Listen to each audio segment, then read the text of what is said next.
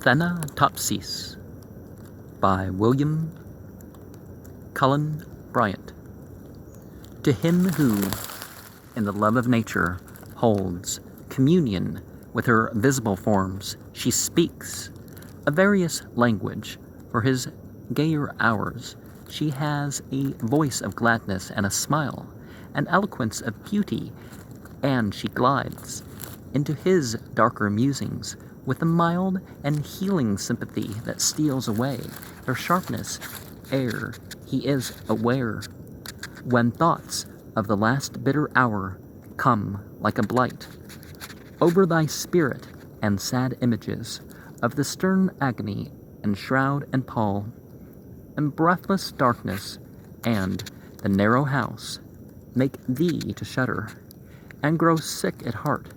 Go forth under the open sky and list to nature's teachings, while from all around earth and her waters and the depths of air comes a still voice. Yet a few days, and thee, the all-beholding sun, shall see no more in all his course, nor yet in the cold ground where thy pale form was laid with many tears, nor in the embrace of ocean shall exist. Thy image, earth, that nourished thee, shall claim thy growth to be resolved to earth again, and lost each human trace surrendering up.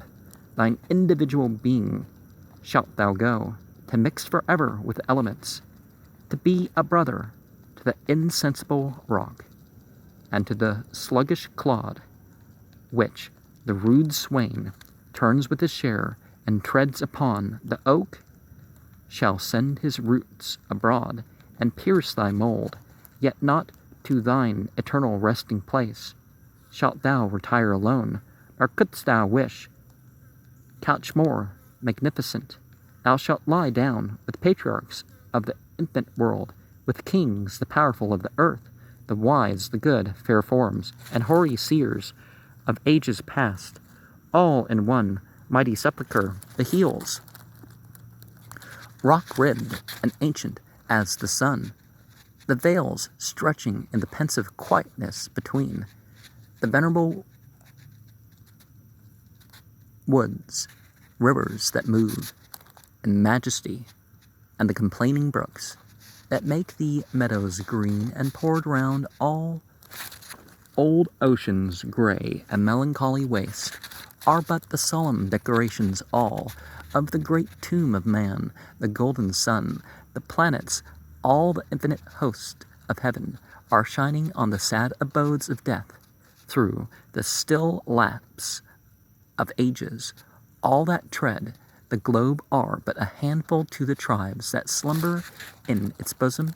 Take the wings of morning, pierce the Barcan wilderness, or lose thyself in the continuous woods where rolls the organ and hears no sound save his own dashings.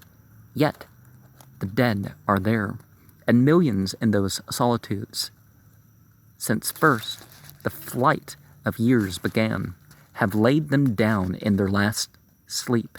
The dead reign there alone. So shalt thou rest.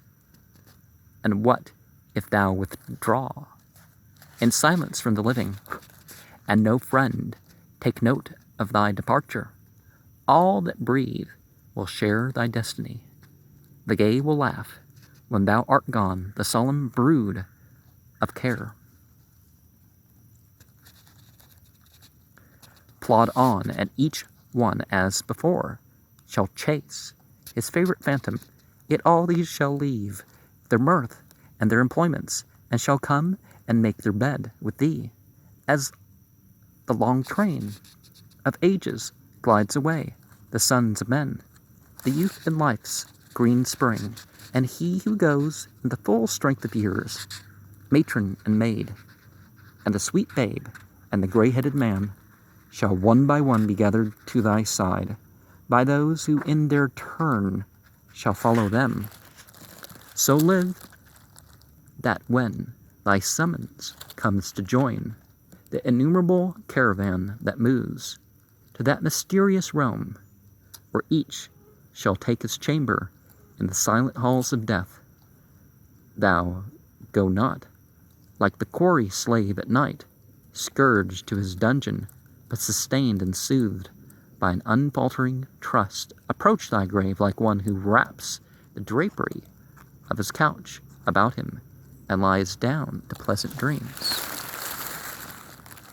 So don't get distracted in the bodily consciousness. Use that bodily consciousness as a preparation.